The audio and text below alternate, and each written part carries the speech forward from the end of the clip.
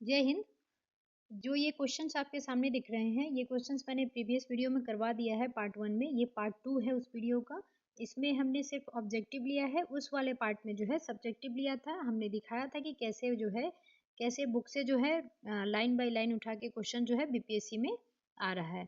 जो भी इस चैनल पर नए जुड़े होंगे उनको बताना चाहेंगे कि हम बीपीएससी 1.0, 2.0 और 3.0 में जो भी क्वेश्चंस आए हैं ना, उन प्रश्न को लेके उस प्रश्न को देखा जाता है कि वो कहाँ से आया है। फिर उस प्रश्न के जितने भी रिलेटेड ऑब्जेक्टिव हैं किसी भी एग्जाम में आए हुए हैं, वो सारे ऑब्जेक्टिव्स भी किए जाते हैं।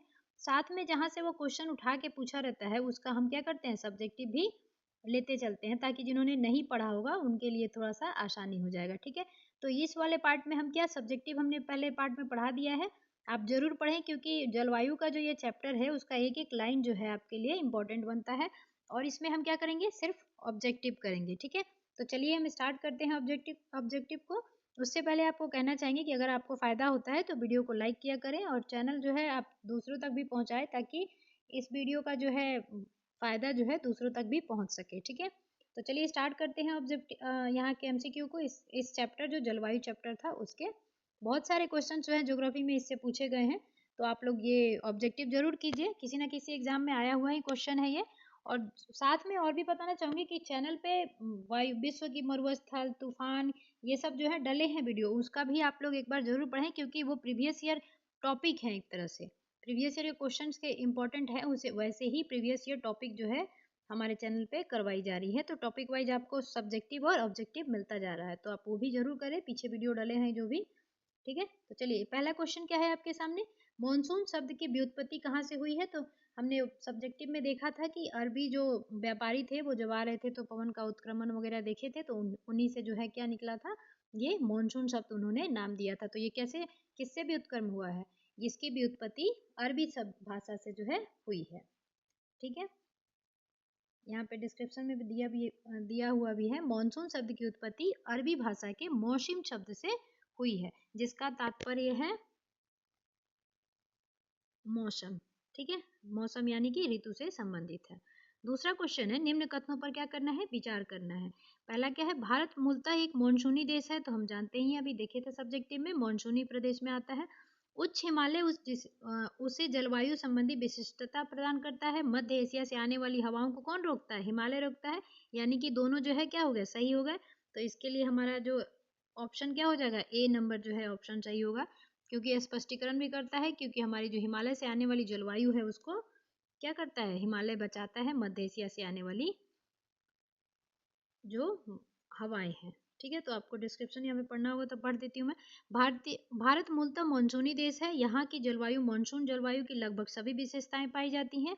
हिमालय पर्वत भारतीय जलवायु को इस मायने में विशिष्टता प्रदान करता है क्योंकि यह मानसूनी हवाओं के लिए भौतिक अवरोध उत्पन्न करता है। यानी कि जो भी मध्य एशिया से ठंडी हवाएं आ रही होती हैं उनको क्या करता है, ये ऊंची होने की वजह से हिमालय जो है उच्चता प्रदान किए हुए है अपने में, तो वो क्या करता है, वो मध्य एशिया से आने वाली हवाओं को क्या करता है, रोक लेता है।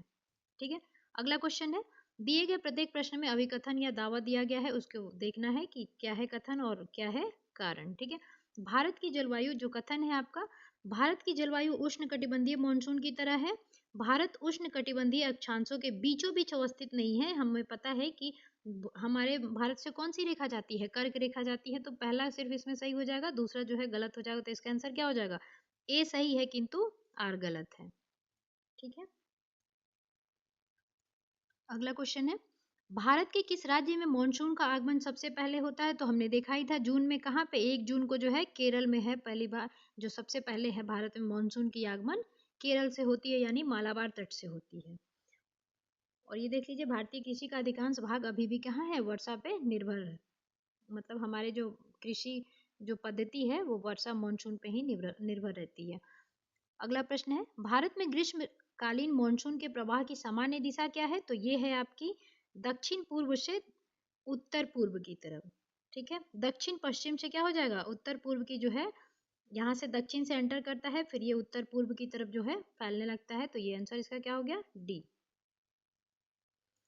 अगला प्रश्न है, भारत में मानसून की उत्पत्ति निम्न पवनों के में किसके द्वारा होता है। तो हमारे भारत में सबसे ज्यादा बारिश किससे होती है, दक्षिण पश्चिम पवन से होती है। तो इसका आंसर क्या हो जाएगा, दक्षिण पश्चिम पवन द्वारा। अगला प्रश्न है, भारतीय उपमहाद्वीप पर ग्रीष्म ऋतु में उच्च तापमान और निम्न तापमान हिंद महासागर से वायु का कर्षण करते हैं, जिसके कारण प्रवाहित होती है कौन सी दक्षिण पश्चिम मानसून।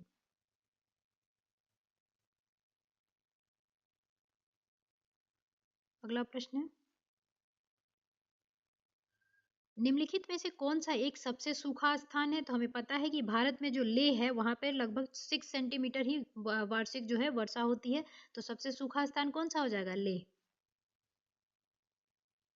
अगला प्रश्न है, भारत को उष्ण कटिबंधीय और उपोष्ण कटिबंधीय में विभाजन करने के आधार के रूप में मानी गई जनवरी की समताप रेखा क्या है। तो ये लगभग 18 डिग्री सेल्सियस जो है आपका माना गया है उष्ण कटिबंधीय और उपोष्ण कटिबंधीय में विभाजन करने का आधार। अगला प्रश्न है, भारत के किस भाग में सर्वाधिक दैनिक तापांतर पाया जाता है। तो हमने देखा ही था कि जो स्थल है वो जल्दी गर्म हो जाते हैं और जल्दी ठंडे हो जाते हैं। तो वैसे ही राजस्थान में जो मरुस्थल है उसमें क्या होता है, दिन में लगभग 50 डिग्री सेंटीग्रेड सेल्सियस तक तापमान बढ़ जाता है और रात में कितने 15 डिग्री सेल्सियस तक भी तापमान जो है गिर जाता है। तो ये कहाँ पाए जाएंगे, दैनिक तापांतर जो है। दैनिक तापांतर का मतलब होता है दिन और रात में जो ताप का अंतर है उसी को कहते हैं दैनिक तापांतर। तो इसका आंसर क्या हो जाएगा, डी, यानी कि राजस्थान के मरुस्थलीय क्षेत्र में। आपने देखा होगा कि सहारा मरुस्थल जो विश्व का सबसे मतलब मरुस्थल जो है वो दक्षिण अफ्रीका में जो है उसमें भी दैनिक तापांतर सबसे ज्यादा पाई जाती है। वैसे ही भारत में अगर पूछा जाए तो कहाँ, थार के मरुस्थल में पाई जाती है। अगला प्रश्न है, तमिलनाडु में मानसून के सामान्य महीने कौन से होते हैं। देखिए तमिलनाडु जो है उसमें लौटती हुई मानसून से जो है बारिश होती है, वो कौन से समय में होती है, नवंबर से लेके दिसंबर के बीच में होती है। ठीक है, और ये देख लीजिए इसी मानसून के समय 26 दिसंबर 2004 को तमिलनाडु के तटीय क्षेत्र में सुनामी आई थी, जो बहुत सारा हानि किया था इसने। ये भूगोल का ही एक चैप्टर है वैसे, जो ये आपदा जब पढ़ेंगे उसमें ये वाला आपदा जो है आपको मिलेगा। अगला है, भारतीय मानसून विस्थापन से इंगित है जिसका कारण है क्या है। तो स्थल तथा समुद्र का जो है विभेदीतापन जो है इसका क्या हो जाएगा, जिसका कारण क्या हो जाएगा, स्थल तथा समुद्र का विभेदी तापन। भारतीय मानसून मौसमी विस्थापन से इंगित इसी से करता है।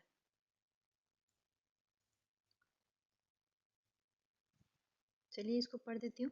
भारतीय मानसून मौसमी विस्थापन वाला है जिसकी दिशा 6 माह तक जाड़े में उत्तर पूर्व से दक्षिण पश्चिम तथा शेष 6 माह जो होता है ग्रीष्म काल में दक्षिण पश्चिम से क्या हो जाता है, उत्तर पूर्वी होता है। इन मानसूनी हवाओं को उत्पत्ति तापक्रम में भिन्नता के कारण होती है। अन्य किसी कारण से इस पर पर्याप्त मतभेद है। इसके लिए 2 संकल्पों का प्रतिपादन किया गया है। कौन कौन से हैं वो, तापीय संकल्पना और मानसून की उत्पत्ति स्थल एवं जल के असमान संगठन तथा उनके गर्म एवं ठंडा होने के विरोधी स्वभाव के कारण होती है। अर्थात इस पर सूर्य उत्तरायण और दक्षिणायन होने का भी पर्याप्त प्रभाव पड़ता है। दूसरी जो नवीन संकल्पना निकाली गई है वो ये है कि मानसूनी हवाओं की उत्पत्ति वायु दाब और हवाओं की पेटियों के खिसकाव के कारण होता है। इस संकल्पना को पहली बार किसने प्रतिपादित किया था, ये फ्लोन नामक जो वैज्ञानिक थे या विद्वान थे, उन्होंने ये जो संकल्पना, जो नवीन संकल्पना है वो उन्होंने दिया था। ठीक है, अगला प्रश्न है, निम्नलिखित कथनों पर विचार करना है तो कर लेते हैं। दक्षिण भारत से उत्तर भारत की ओर मानसून की अवधि क्या होती है, घटती जाती है, क्योंकि दक्षिण भारत से ही एंटर करता है मानसून और यहाँ जाते जाते घटते ही जाएगा। उत्तरी भारत के मैदानों में वार्षिक वृष्टि की मात्रा पूर्व से पश्चिम की ओर क्या होती है, घटती जाती है। तभी तो पश्चिम साइड में राजस्थान जो है थार मरुस्थल से भरा हुआ, तो इसमें आंसर क्या हो जाएगा, दोनों जो है सही है। ये मैंने जो आपका थ्योरी दिया हुआ है वो मैंने उस चैप्टर में पढ़ा दिया है। तो अगर आपको फिर भी पढ़ना हो इसमें तो आप रोक के थोड़ा सा पॉज करके वीडियो को पढ़ लिया कीजिएगा। अगला प्रश्न है, भारतीय मॉनसून का पूर्वानुमान करते समय कभी कभी समाचारों में उल्लेखित होता है, क्या होता है, इंडियन ओशन डाइपोल जो है उसके संदर्भ में कुछ कथन दिए गए हैं, उसको देखना है कि कौन सही है क्या है। ठीक है, तो पहला कथन क्या है, आईओडी यानी कि इंडियन ओशन डाइपोल उष्णकटिबंधीय पश्चिमी हिंद महासागर एवं उष्णकटिबंधीय पूर्वी प्रशांत महासागर के बीच सागर पृष्ठ तापमान के अंतर से विशेषित होता है। देखिए ये वाला गलत है, क्योंकि नियतकालिक जो परिवर्तन होते हैं ना उसके अनुसार पे ये निकाला जाता है। तो अभी हम आगे देखेंगे। आईओडी परिघटना मानसून एल नीनो के असर को प्रभावित करता है, दक्षिणी दोलन वगैरह है जो हमने सब्जेक्टिव में पढ़ा था। तो ये क्या हो जाएगा, ये सही हो जाएगा। तो इसका आंसर हो जाएगा, क्या पूछा है, सही उत्तर क्या है, तो सिर्फ 2 जो है सही है। ठीक है, अब ये थोड़ा सा आप देख लेंगे यहाँ पे। इंडियन ओशन डाइपोल को भारतीय नीनो के नाम से भी जाना जाता है। तो भारतीय नीनो के नाम से एल नीनो जो है पेरू के तट पे आता है, लेकिन भारतीय नीनो के नाम से किसको जाना जाता है? इंडियन ओशन डाइपोल को। यह समुद्री सतह के तापमान के अनियमित दोलन के परिणाम है, जिसमें पश्चिमी हिंद महासागर का तापमान और पूर्वी हिंद महासागर की अपेक्षा जो है गर्म एवं ठंडा हो जाता है। तो यही जो है आपको क्या है? इंडियन ओशन डाइपोल का घटना है। ठीक है, अगला है अमृतसर एवं शिमला लगभग एक ही अक्षांश पे स्थित करते हैं, परंतु उनकी जलवायु में भिन्नता क्यों पाई जाती है? क्योंकि उनकी जो ऊंचाई है ना, उसमें भिन्नता आप देखेंगे, इसलिए क्या है, उनकी जलवायु में भी क्या होगा? भिन्नता होगा। हमने देखा ही था कि ऊंचाई भी एक कारक होता है जलवायु में। अब अगर आप देखना चाहें उसके कितने डिग्री पे वो नॉर्थ और साउथ पे स्टेब्लिश करता है, कहाँ पे एग्जिस्ट करता है अपना अमृतसर, तो आप ये देख लेंगे। अगला प्रश्न है, निम्नलिखित में से कौन सी एक प्रकार की जलवायु की छत्तीसगढ़ राज्य में फैलाव पाया जाता है? तो ये पाया जाता है आर्द्र दक्षिण पूर्व। ठीक है, इसका आंसर हो जाएगा ए। भारत में विस्तृत विस्तृत विभिन्न जलवायु क्षेत्रों में आर्द्र दक्षिण पूर्व के अंतर्गत पश्चिम बंगाल भी आता है, छोटा नागपुर भी आता है, ओडिशा, पठार, दक्षिणी छत्तीसगढ़, दक्षिण बेसिन जो है ना छत्तीसगढ़ का वो आता है, फिर उत्तर पूर्वी आंध्र प्रदेश भी इसमें सम्मिलित है। उपाद्र संक्रमणीय के अंतर्गत कौन कौन आते हैं? मध्य गंगा मैदान, पूर्वी उत्तर प्रदेश और पश्चिमी बिहार। अपना बिहार भी किसमें आता है? यानी कि उपाद्र संक्रमणीय के अंतर्गत आता है बिहार। उपाद्र तटीय के अंतर्गत कौन कौन से आते हैं? कोरोमंडल तट का क्षेत्र आता है। और उपाद्र महाद्वीपीय जलवायु के क्षेत्र के विस्तार कहाँ है? ऊपरी गंगा जो मैदान है वहां पे है।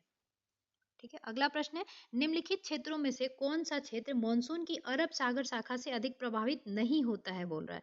तो इसमें हम देख लेंगे छत्तीसगढ़ का बेसिन जो है ना वो ज़्यादा जो है इससे प्रभावित नहीं होता है, और साथ में आप देखेंगे पश्चिमी घाट जो है अपना मालाबार तट वाला वो सबसे ज़्यादा जो है प्रभावित होता है। तो इसमें आंसर क्या हो जाएगा आपका? छत्तीसगढ़ बेसिन जो है ये उससे प्रभावित नहीं होता है।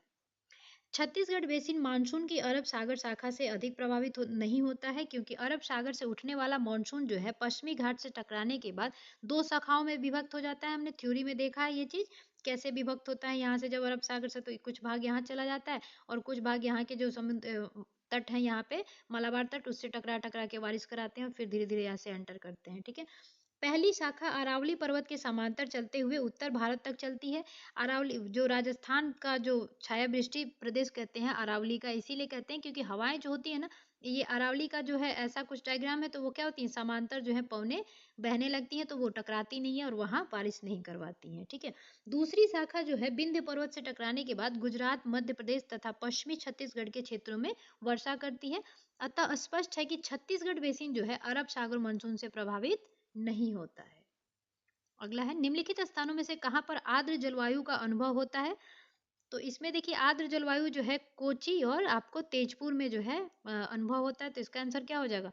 2 और 4 ऑप्शन जिसमें होंगे वो, यानी कि डी जो है आपका आंसर हो जाएगा। ठीक है, कोची और तेजपुर में अधिक आर्द्र जलवायु का अनुभव होता है क्योंकि यहाँ वर्षा अधिक होती है। वर्ष 2019 में कोची में इतने से एमएम जो है एर्नाकुलम में देखा गया था बारिश, अहमदाबाद में इतने देखा गया था, लुधियाना में 793 देखा गया था, तेजपुर में 1898 देखा गया था, 0.9 मिमी एमएम मतलब सोनितपुर वर्षा होती है। अतः स्पष्ट है कि कोची एवं तेजपुर में अन्य दोनों स्थानों की अपेक्षा क्या है? आर्द्र ज्यादा है। ठीक है, आर्द्र जलवायु। अगला है, मॉनसून का निर्वतन इंगित होता है। तो जब मॉनसून आता है तो क्या होता है? आकाश भी साफ दिखाई देने लगता है, बंगाल की खाड़ी में अधिक दाब परिस्थिति जो दिखती है आपको, स्थल पर तापमान के बढ़ने से भी होता है। तो इसमें क्या आंसर हो जाएगा? 1, 2 एंड 3 तीनों जो है सही है। देखिए उत्तरी भाग में जब मानसून लौटने लगता है तो प्रारंभ में तापमान में थोड़ी थोड़ी सी वृद्धि होती है, फिर मानसून के लौटने के साथ साथ उत्तर पश्चिम में विस्तृत निम्न दाब का क्षेत्र बंगाल की खाड़ी और की ओर क्या होता है? बढ़ने लगता है। इस समय आकाश क्या होता है? स्वच्छ हो जाता है, मतलब साफ दिखाई देने लगता है और रातें सुहावनी होने लगती हैं। हमने सब्जेक्टिव में पढ़े थे ये चीजें। आगे दिया है, पूरे वर्ष 30 डिग्री नॉर्थ में और 60 डिग्री साउथ में दे रहा है। अक्षांशों के बीच बहने वाली हवाएं पछुआ हवाएं वेस्टरीज कहलाती हैं। दूसरा दिया है, भारत के उत्तर पश्चिम क्षेत्र में शीतकालीन वर्षा लाने वाली आर्द्र वायु सहंतिया माइस्ट एयर मैसेज पछुआ हवाओं का भाग है। तो इसका देखिए आंसर क्या हो जाएगा, ये कह रहा है कि पछुआ हवाएं हैं, ठीक है। जबकि 30 डिग्री से लेके 60 डिग्री के बीच में आप क्या देखते हैं, व्यापारिक पौने देखते हैं, तो ये गलत हो जाएगा। तो इसका आंसर क्या हो जाएगा आपका, केवल जो है 2 सही हो जाएगा, ठीक है। भारत के उत्तर पश्चिमी शीतकालीन वाला जो है सही हो जाएगा।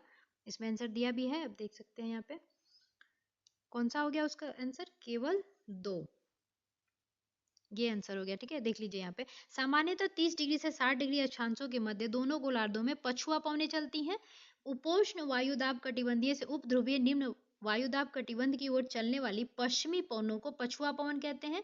पछुआ पवनों का सर्वश्रेष्ठ विकास दक्षिणी गोलार्ध में 40 से लेके 65 डिग्री से 65 डिग्री के अक्षांश के मध्य होता है, जबकि भारत के उत्तर पश्चिम क्षेत्र में शीतकालीन वर्षा पश्चिमी विक्षोभ के कारण होती है।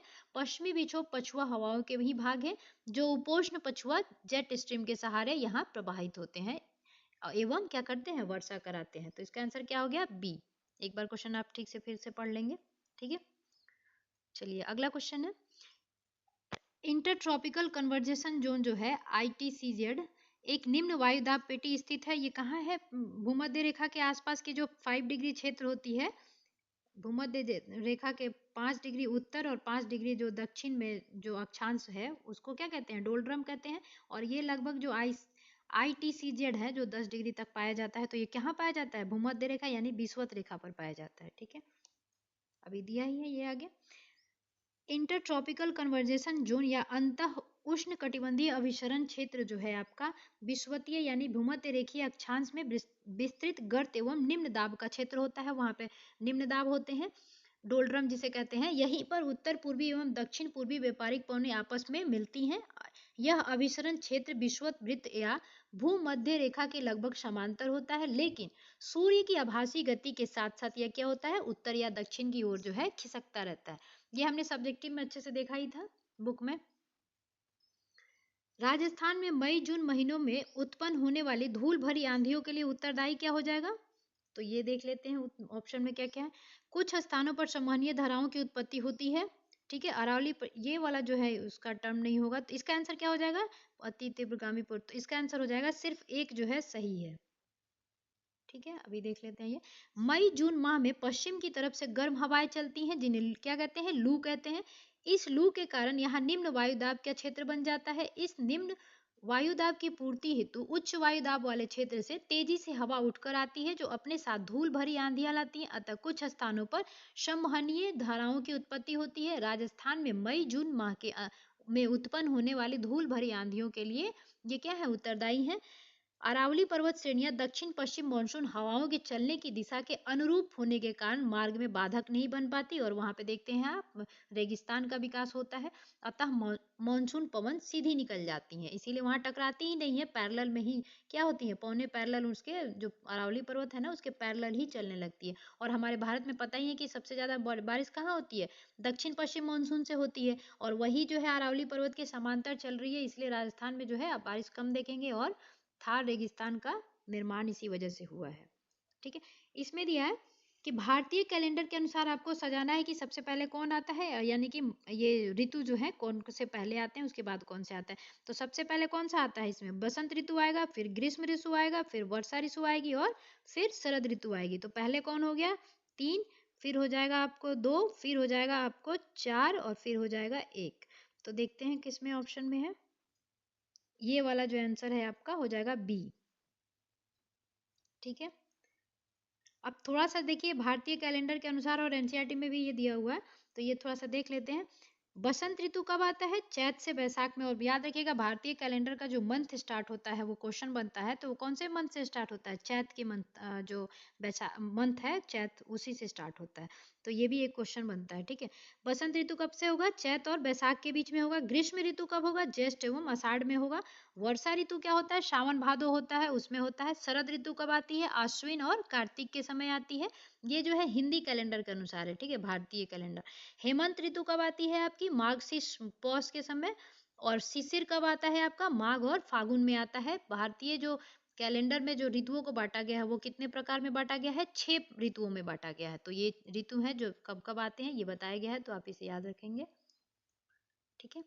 अगला है भारत की सर्वाधिक वर्षा मुख्यतः प्राप्त होती है, तो हमने देखा ही दक्षिण पश्चिम मानसून से क्या होती है, सबसे ज्यादा हमारे भारत में बारिश होती है। और वो कहाँ से स्टार्ट होती है, केरल के मालाबार तट वाले केरल से स्टार्ट होती है, 1 जून को आती है, ठीक है। उत्तर पूर्वी मानसून से सबसे अधिक वर्षा प्राप्त करने वाला राज्य कौन सा है।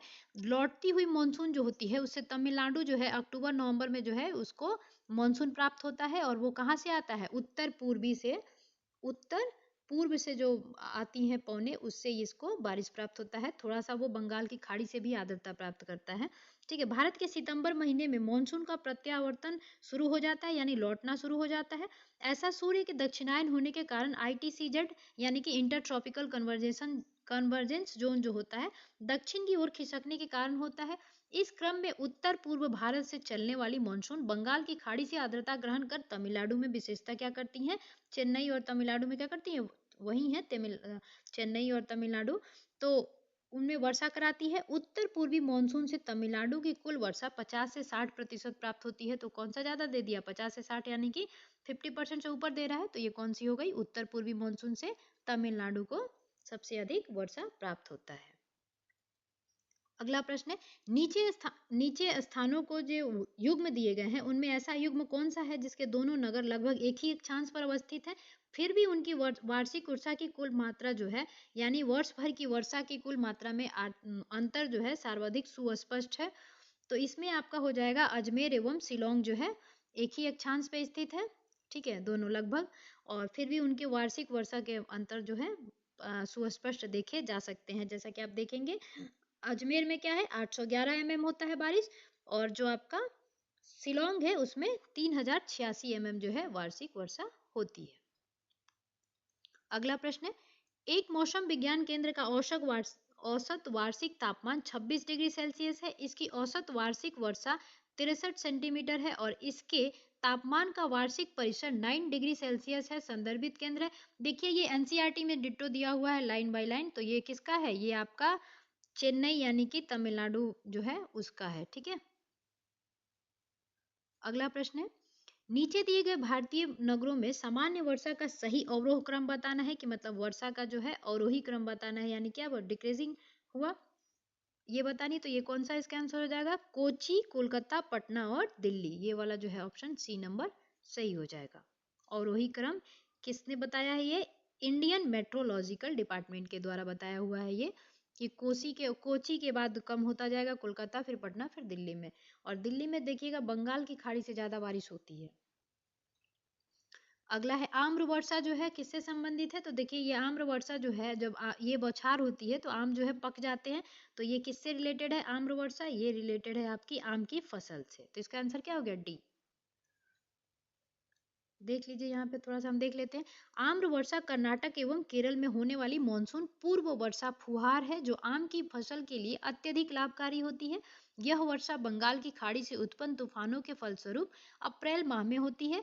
तो कब होती है ये, अप्रैल माह के समय होती है। बिहार में भी देखे होंगे अप्रैल माह के समय झंझाव तूफानी जो आती है, ठीक है। कर्नाटक और उसमें क्या इसको बोलते हैं, यहाँ पे इसको आम्र वर्षा बोलते हैं, और उधर आपको बंगाल, पश्चिम बंगाल में इसको काल बैशाखी के नाम से जानते हैं, नॉर्वेस्टर जो ये हवाएं होती हैं।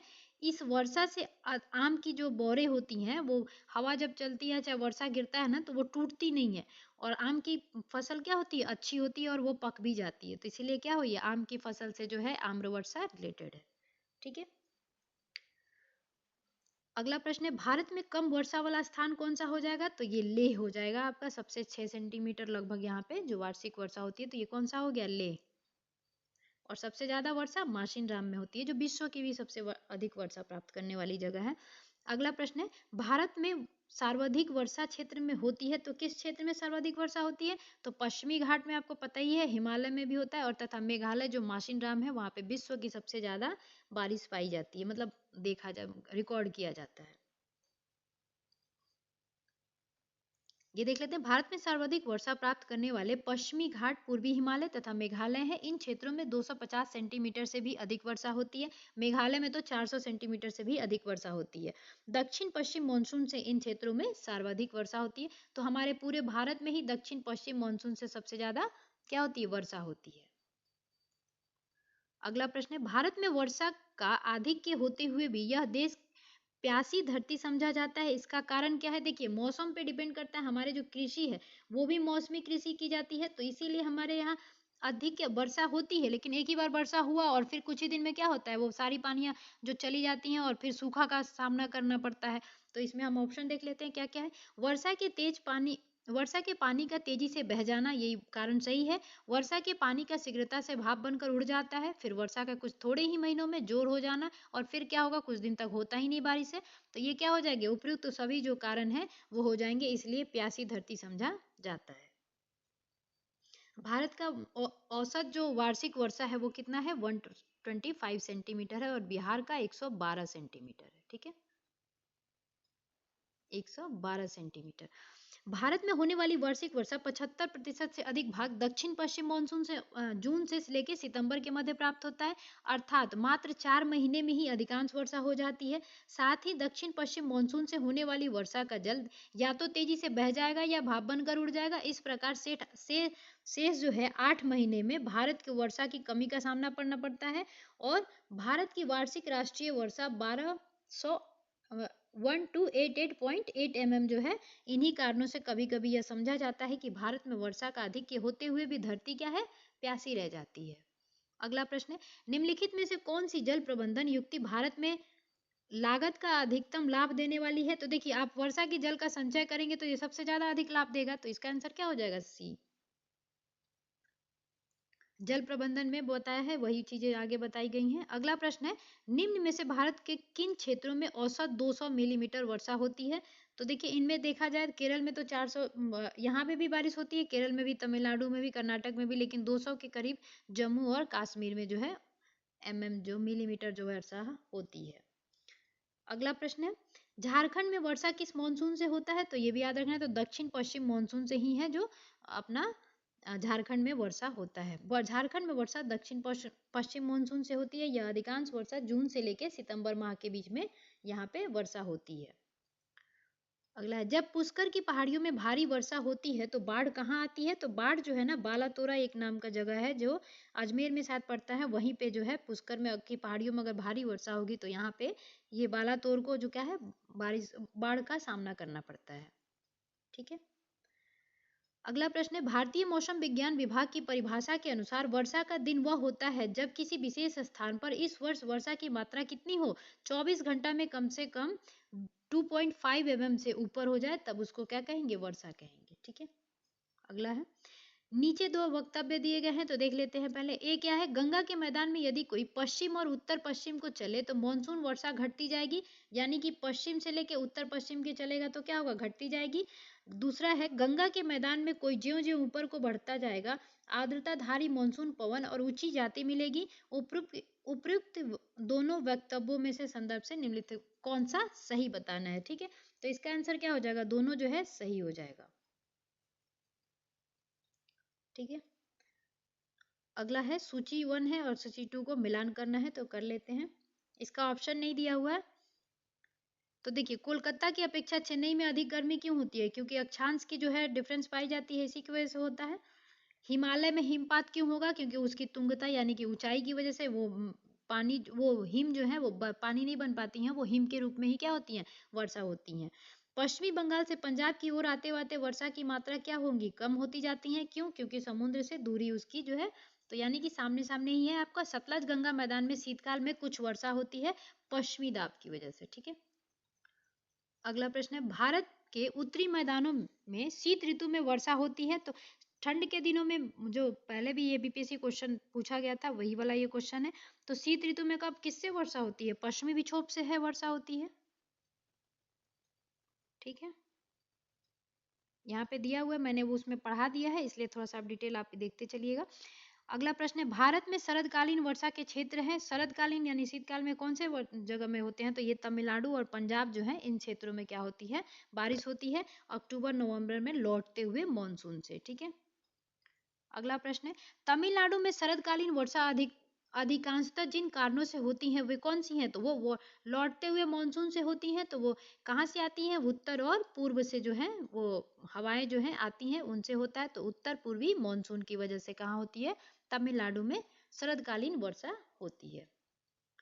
अगला है, भारत में उत्तरी मैदान में जाड़ों के में कुछ वर्षा हो जाती है, तो सही है, होती है।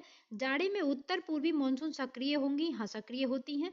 तो देखिए दोनों कथन सही है, लेकिन एक दूसरे का कारण नहीं बता रहे, तो इसका आंसर क्या हो जाएगा, यानी कि ए और आर दोनों सही हैं, लेकिन एक दूसरे का ये कारण नहीं है, क्योंकि पश्चिमी विक्षोभ की वजह से क्या होता है हमारे यहाँ जो जाड़ों में है बारिश होती है। अगला है, निम्न राज्यों में से किस राज्य में जाड़े के मौसम में बारिश मिलती है, तो आप तमिलनाडु देखेंगे, यहाँ पे लौटते हुए मानसून से बारिश होती है। पूर्वी केरल केरल में भी दिए गए विकल्पों में तमिलनाडु तथा दक्षिण पूर्वी केरल में वर्षा होती है। चूंकि केरल में अधिक आंशिक क्षेत्र यह वर्षा होती है, अतः ज्यादा उपयुक्त आंसर कौन सा हो जाएगा, बी, यानी तमिलनाडु जो है उसी में लौटते हुए मानसून से सबसे ज्यादा बारिश होती है। ठीक है, 60 से 70% वहीं से होती है। भारत में निम्न में से किस तटीय प्रदेश में उत्तर पूर्वी मानसून से वर्षा होती है, तो ये भी क्या हो जाएगा, कोरोमंडल तट, यानी कि तमिलनाडु वाला तट को क्या कहते हैं, कोरोमंडल, क्योंकि मालाबार क्या है, केरल वाला तट को कहते हैं। तो तमिलनाडु में ऐसा होता है, तो ये आंसर क्या हो जाएगा, जो आपका कोरोमंडल तट। अगला है, भारत में निम्न में से किस तटीय प्रदेश में उत्तर पूर्वी मानसून से वर्षा होती है, तो उत्तर पूर्वी मानसून से कौन सा हो जाएगा, कोरोमंडल तट हो जाएगा। अगला प्रश्न है, प्रति चक्रवातीय स्थिति शीत ऋतु में तब बनती है जब वायुमंडल दाब उच्च होता है और वायु ताप निम्न होता है। तो पता ही है चक्रवाती जो होते हैं वो वायु दाब जो है उच्च और निम्न की वजह से ही आते हैं। दूसरा आर कह रहा है कारण, उत्तर भारत में शीतकालीन वर्षा से निम्न ताप वाली प्रति चक्रवाती स्थितियां पैदा होती हैं। तो ये शीतकालीन वर्षा से ऐसा नहीं है, तो सिर्फ क्या हो जाएगा, ए सही हो जाएगा, आर गलत हो जाएगा। तो आंसर क्या हो गया, सी। अगला है, भारत के निम्नलिखित में से किस क्षेत्र में शीतकालीन में वर्षा प्राप्त होती है, तो हमने देखा ही अभी कहाँ पे होंगी, उत्तर और पश्चिम जो क्षेत्र है आपके, वहां पे जो क्या होंगी, पश्चिमी विक्षोभों से क्या होंगी, वर्षा होंगी। भारत में उत्तर पश्चिम क्षेत्र पश्चिमी विक्षोभ के कारण शीतकाल में वर्षा प्राप्त करती है। इसके अतिरिक्त दक्षिण पूर्व भारत के तमिलनाडु के तटीय क्षेत्र में भी उत्तर पूर्वी मानसून के कारण क्या होता है, शीतकालीन वर्षा होता है। अगला प्रश्न है, भारत के उत्तर पश्चिम मैदानों में पश्चिमी विक्षोभों के जाड़े से होने वाली वर्षा की मात्रा क्रमशः कम होती जाती है। तो वो पश्चिम से आएगी, तो पश्चिम से जब पूर्व की ओर बढ़ेंगे तो क्या होगा, कम होता जाएगा। तो इसका आंसर हो गया बी। अगला है, निम्नलिखित में से कौन सा कारण भारत के उत्तर पश्चिमी भाग में शीत ऋतु में होने वाली वर्षा का उत्तरदायी है, तो हमने अभी देखा था पश्चिमी विक्षोभ जो है उसकी वजह से शीत ऋतु में हमारे यहाँ वर्षा होती है, और गेहूं की रबी की फसल के लिए जो है वो अच्छी मानी जाती है। अगला प्रश्न है, किसी विशाल क्षेत्र में लंबे समय तक औसत की कुल स्थिति को क्या कहा जाता है, 30 वर्ष से अधिक अगर आप ऑब्जर्वेशन करते हैं मौसम और उसकी भिन्नताओं को, तो उसको क्या कहते हैं, जलवायु कहते हैं। मौसम जो होता है दैनिक होता है, ये दिन में कई बार भी बदलता है। तो ये अधिक समय जो लंबवत समय किसी विशाल क्षेत्र में किया जाता है, तो उसको क्या बोलते हैं, जलवायु। तो इसका आंसर हो गया डी। भारत की जलवायु कैसी है, तो ये आपकी भारत की जलवायु जो है उष्ण कटिबंधीय मानसून की जलवायु है। कर्क रेखा के गुजरने से भी हमारे यहाँ से बीचों बीच गुजरती है, इस वजह से भी हमारे यहाँ उष्ण कटिबंधीय और मानसूनी जलवायु जो है दोनों प्रकार की जलवायु पाई जाती है। अगला है, भारत की जलवायु की सबसे महत्वपूर्ण विशेषता क्या है, तो हमारे भारत की सबसे महत्वपूर्ण विशेषता ये हो जाएगी कि हवाओं का जो है ना मौसमी परिवर्तन होता है।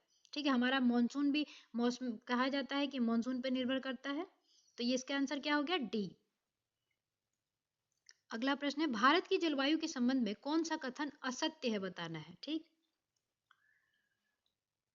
तो ये तो सही ही है।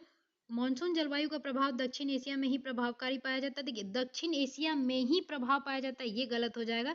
तो इसका आंसर क्या हो गया, यही है जो गलत हो जाएगा, क्योंकि सिर्फ दक्षिण एशिया में ही नहीं पाया जाता। बाकी जो स्टेटमेंट दिए हैं वो भी आप पढ़ लीजिएगा, ये सभी सही है। अगला है, भारतीय जलवायु के संदर्भ में सत्य है, बताना है। तो इसमें क्या हो जाएगा आपका, भारतीय जलवायु उष्णकटिबंधीय मानसून है, अभी देखा ही हमने, सही है। हिंद महासागर से आने वाली मानसूनी पवनों का प्रभाव भारत की जलवायु पर पड़ता है, ये भी देखा हमने। हिमालय पर्वत की अवस्थिति के कारण मध्य एशिया से आने वाली ठंडी हवाओं को से रोकता है भारत में आने से, तो ये भी सही है। तो इसका क्या आंसर हो जाएगा, उपयुक्त सभी। अगला प्रश्न है, भारत की जलवायु को निम्नलिखित घटकों में से कौन सा प्रभावित करता है, तो आपको पता ही है हमारे यहाँ जो सबसे ज्यादा प्रभावित करता है दक्षिण पश्चिम मानसून से आता है। हमारी भूमि का आकृति जो है उच्चावच ये सब देखा जाता है ना। फिर विषुवत रेखा की समीक्षा की जाती है कि हमारे भारत से जो है विषुवत रेखा से कितनी दूरी है, और कर्क रेखा जो है बीचों बीच से गुजरती है, तो ये भी सही हो जाएगा। और हिमालय जो है मध्य एशिया से आने वाली हवाओं को रोकता है, तो ये भी हो जाएगा। तो इसका भी आंसर क्या हो जाएगा, डी। यानी कि सभी जो है फैक्टर हमारे जलवायु को इफेक्ट करते हैं। अगला प्रश्न, निम्नलिखित में से कौन सा भारतीय जलवायु को प्रभावित करने वाला कारक नहीं है, बताना है। ठीक है, तो समुद्र तट से दूरी देखा ही है ही, अक्षांश है ही, पश्चिमी विक्षोभ करता ही है, गतिक संकल्पना जो है ये जो है नहीं करता, तो ये आंसर हो जाएगा आपका। अगला प्रश्न, भारतीय जलवायु को प्रभावित करने वाला उच्चावच संबंधित कारक है, तो ये क्या हो जाएंगे, वायु दाब, पवन की गति, तापमान, ये सभी हो जाएंगे। तो इसका आंसर क्या हो गया, डी। यानी कि ये सभी जो हैं हमारे जलवायु को क्या करते हैं, प्रभावित करते हैं। अगला प्रश्न है, समुद्र तटीय प्रदेशों में किस प्रकार की जलवायु पाई जाती है, तो ये क्या पाई जाती है, देखिए जब समुद्र का जल जो है जल्दी गर्म नहीं होगा नहीं, और अगर गर्म हो जाएगा तो जल्दी ठंडा नहीं होगा। इस वजह से क्या होता है, तापांतर जो है कम पाया जाता है, इसलिए वहां की जलवायु क्या होती है, सम जलवायु होती है। अगला है, निम्नलिखित में से कौन सी एक प्रकार जलवायु के छत्तीसगढ़ राज्य में फैलाव पाया जाता है, तो ये क्वेश्चन रिपीट हो गया, इसका क्या होगा, आर्द्र एवं दक्षिण पूर्व। अगला प्रश्न है, अमृतसर एवं, इसमें ये भी क्वेश्चन जो है रिपीट हुआ है, तो इनकी जो ऊंचाई की भिन्नता के कारण जो है इनके जलवायु में भिन्नता पाई जाती है, किसमें किसमें, अमृतसर और शिमला में। अगला प्रश्न है, निम्नलिखित स्थानों में से कहाँ पर आर्द्र जलवायु का अनुभव होता है, तो इसमें आप देख लेंगे, ये भी प्रश्न तो था ही, कोची और तेजपुर में जो है, तो ये इसका आंसर क्या हो जाएगा, 2 और 4 जो है सही हो जाएगा। देखिए जो क्वेश्चन अगर रिपीट हो जाए तो उसको देख लिया कीजिए कि हाँ आपको याद हुआ था कि नहीं, आप खुद से बना के देख लिया करें। ठीक है, भारत की जलवायु उष्णकटिबंधीय मानसून है, ये सही है। भारत उष्णकटिबंध बीचों बीच वाला नहीं है तो गलत हो जाएगा, तो इसका आंसर क्या हो जाएगा, ए सही है किंतु आर गलत है। ठीक है, ये क्वेश्चन रिपीट था इसलिए मैं उसको टाइम नहीं दी। चलिए ये देख लेते हैं, कथन 14 नंबर क्वेश्चन जो है, भारत के, ये 14 नंबर नहीं, ये नंबरिंग एक्चुअली गलत हो गया है, बहुत सारे क्वेश्चन हो गए पीछे। भारत के अर्ध शुष्क क्षेत्र जो उत्तर के पूर्वी राजस्थान से दक्षिण के मध्य तमिलनाडु तक फैले हैं, कृषि की दृष्टि से कम उत्पादक है। कथन 2 है आपका, अर्ध शुष्क क्षेत्र मध्य भारत के अनुसूचित जनजाति, ये कोई फैक्टर नहीं रखता, तो इसका आंसर आपको क्या हो जाएगा, दोनों कथन व्यवस्थित सत्य हैं परंतु स्पष्टीकरण नहीं कर रहे हैं, क्योंकि जनजाति जो है अनुसूचित जनजाति ये तो सब बहुत बड़ी संख्या में है ही, लेकिन एक दूसरे का ये क्या कर रहे हैं, व्याख्या नहीं कर रहे हैं। ठीक है, तो क्वेश्चन क्या था, भारत के अर्ध शुष्क क्षेत्र जो उत्तर के पूर्वी राजस्थान से दक्षिण के मध्य तमिलनाडु तक फैले हैं, कृषि की दृष्टि से कम उत्पादक है, और कथन 2 था तो ये सही था। और कथन 2 जो है, अर्ध शुष्क क्षेत्र मध्य भारत की अनुसूचित जनजाति की बहुत बड़ी जनसंख्या के लिए स्वदेश है, तो ये भी सही है, पर एक दूसरे की व्याख्या नहीं करते, इसलिए आंसर क्या हो गया था, बी। मानसून शब्द की व्युत्पत्ति कहाँ से हुई है, तो अरबी भाषा से हुई है, हमने देख ही लिया है। अगला प्रश्न है, मॉनसून की उत्पत्ति की व्याख्या निम्न में से किस सिद्धांत के आधार पर नहीं की गई थी, तो जो अरबी व्यापारी थे ना, जब वो आ रहे थे तो उन्होंने दक्षिणी दोलन, जेट स्ट्रीम का सिद्धांत और तापीय सिद्धांत के तौर पे कहा था, लेकिन उत्तरी दोलन जैसा कोई शब्द नहीं यूज हुआ था। ठीक है, अगला प्रश्न है, मॉनसून का प्रसार कहाँ रहता है, तो 20 डिग्री उत्तर से लेकर 20 डिग्री दक्षिणी अक्षांश के मध्य जो है आपका मॉनसून का प्रसार जो है मुख्यतः रहता है। अगला प्रश्न है, निम्नलिखित में से क्या मॉनसून की विशेषता है, मॉनसून, तो ये देखिए सभी हो जाएंगे, क्योंकि हमारी समुद्र से दूरी भी, बढ़ती दूरी भी देखेंगे, मॉनसून से प्राप्त होने वाली वर्षा भी है, तो आप इसको देख लीजिएगा, ये तीनों स्टेटमेंट जो है सही है उसके।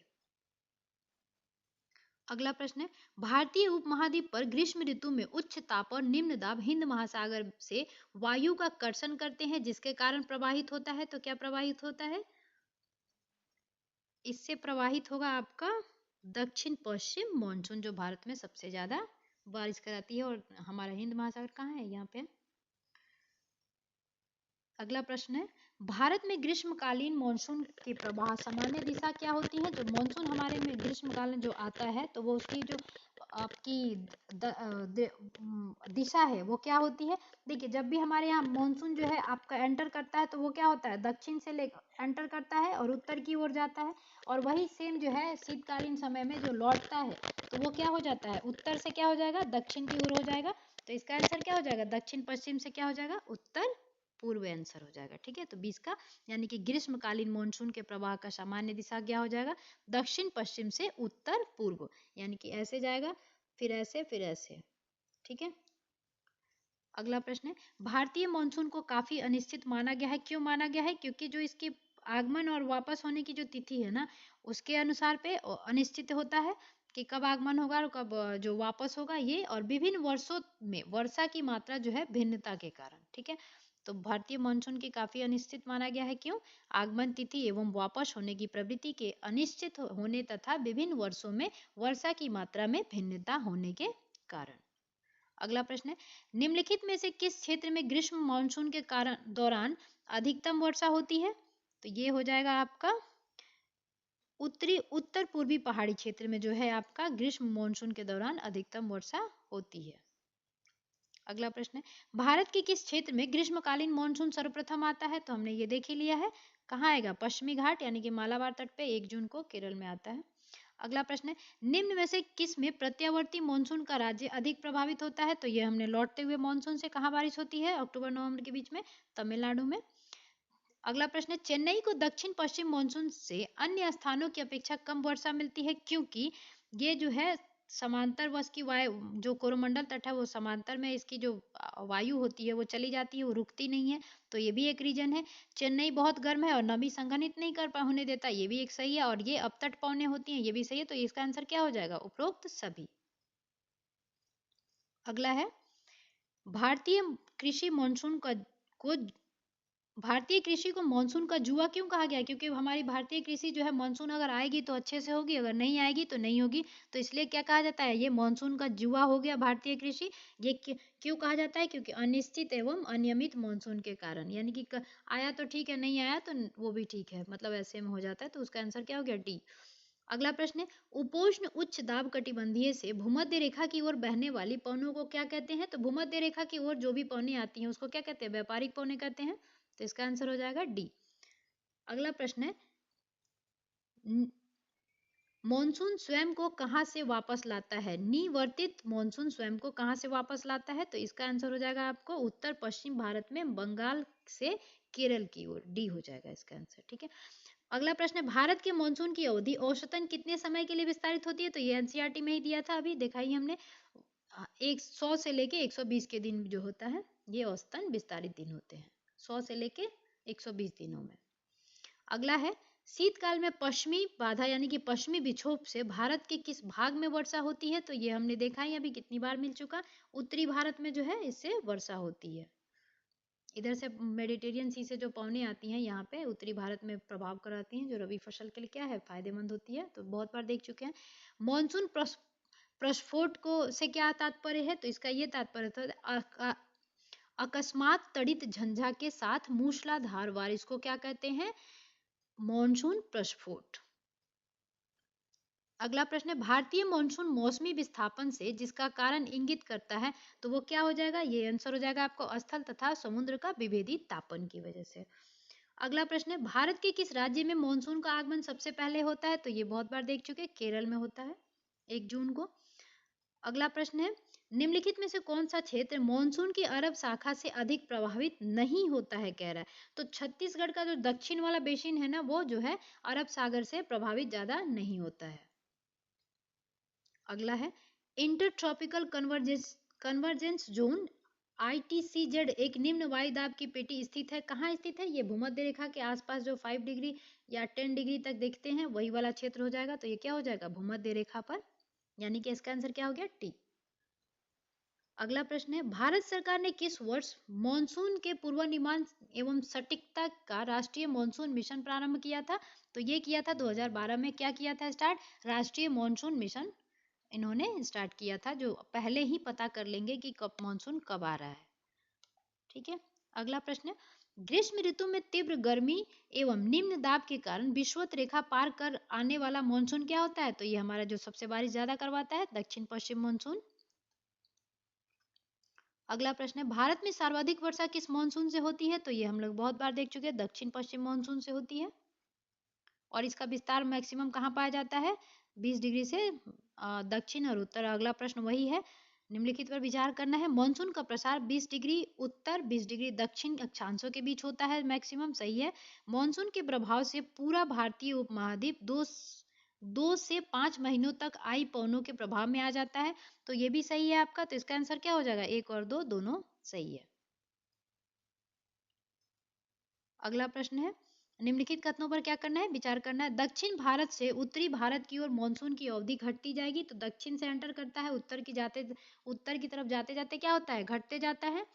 उसके बाद क्या हो जाएगा? दूसरा स्टेटमेंट है, उत्तरी भारत के मैदानों में वार्षिक वर्षा की मात्रा पूर्व से पश्चिम की ओर घटती जाती है, तो ये भी सही है। पूर्व से पश्चिम की ओर नहीं, पश्चिम, हाँ पूर्व से पश्चिम की ओर क्या होगी? घटती जाएगी। उपरोक्त में से कौन सा कथन सही है बताना है, तो इसका आंसर हो जाएगा आपको इसमें सी, दोनों यानी कि सही है, तो सी हो जाएंगे। ये 1 और 2 दोनों सही है।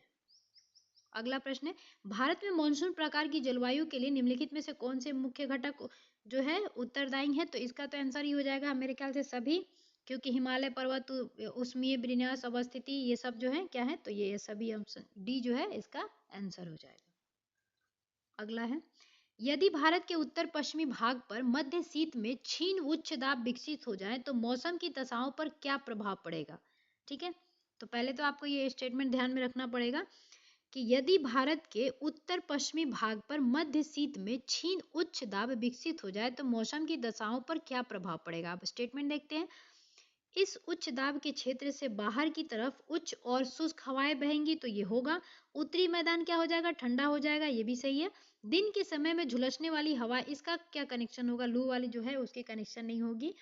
तंडित तड़ित झंझा द्वारा लाई गई मूसलाधार वर्षा होगी, ये भी गलत है। तो इसका आंसर क्या हो जाएगा? ए, जो आपका पश्चिमी भाग पे मध्य शीत में क्षीण उच्च दाब विकसित होंगे, तो क्या होंगे? 1 और 2 जो है दोनों सही हो जाएंगे। ये मैंने चैप्टर में अच्छे से समझा दिया है, निम्न दाब कैसे बनता है, उच्च दाब कैसे बनता है। ठीक है, अगला प्रश्न है, भूमध्य सागरीय और मानसून जलवायु के संबंध में निम्नलिखित कथनों में से कौन सा कथन सही है बताना है। तो भूमध्य सागरीय जलवायु में वर्षण शीतकाल में होता है, उसके बाद जबकि मानसून जलवायु में यह अधिकतर ग्रीष्म काल में होता है। तो इसका आंसर देखिए, ये वाला जो है, भूमध्य सागरीय जलवायु में मानसून जलवायु की अपेक्षा तापमान का वार्षिक परिसर अधिक होता है। दोनों ही जलवायु में वर्षा ऋतु और क्या कहता है, शुष्क ऋतु होगी। देखिए इसका जो है ये सही है। उसके बाद आपको ये दो जो है, मानसून जलवायु की अपेक्षा तापमान का वार्षिक परिसर अधिक होता है, ये गलत लग रहा है, ये वाला सही है। तो इसका आंसर क्या हो जाएगा? 1 और 3 किसमें है? 1 और 3, यानी कि 1 और 3 जो स्टेटमेंट है आपके सही हो जाएंगे। अगला प्रश्न है, भारत में दक्षिण पश्चिम मानसून के संबंध में दिए गए हैं, उसको देखना है। मानसून सर्वप्रथम मालाबार तट पर पहुंचता है, तो ये तो हमने देखा ही है कि ये पहुंचता ही है। उसके बाद दक्षिण पश्चिम मानसून में राजस्थान में वर्षा नहीं होती है, ये भी सही है।